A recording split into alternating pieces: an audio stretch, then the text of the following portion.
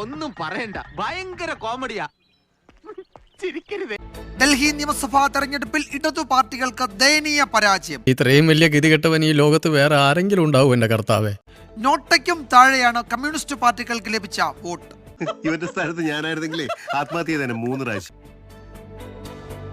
8 മണ്ഡലങ്ങളിലാണ് രാജ്യതലസ്ഥാനത്ത് ഇടതു പാർട്ടികൾ കരുത്ത് തെളിയിക്കാൻ ഇറങ്ങിയത്. ഈ മണ്ഡലങ്ങളിൽ നോട്ടയ്ക്കും താഴെയാണ് ലഭിച്ച വോട്ട്. ഒരു മണ്ഡലത്തിൽ പോലും 1000-ന് മുകളിൽ വോട്ട് നേടാൻ ഇടത് പാർട്ടികൾക്കായില്ല.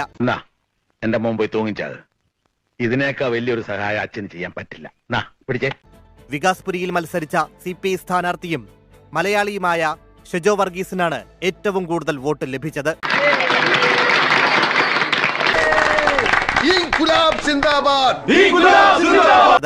തെരഞ്ഞെടുപ്പ് കമ്മീഷന്റെ ഇതുവരെയുള്ള കണക്ക് പ്രകാരം ഈ മണ്ഡലത്തിൽ CPI സ്ഥാനാർത്ഥിക്ക് 611 വോട്ട് ലഭിച്ചു.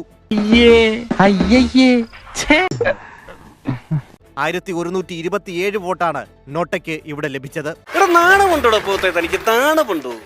4 മണ്ഡലങ്ങളിലാണ് CPI മത്സരിച്ചത്. CPIM-ഉം CPIML-ഉം 2 വീതം മണ്ഡലങ്ങളിൽ മത്സരിച്ചു. കരാവൽ നഗറിൽ മത്സരിച്ച CPIM സ്ഥാനാർത്ഥി 457 വോട്ട് നേടി.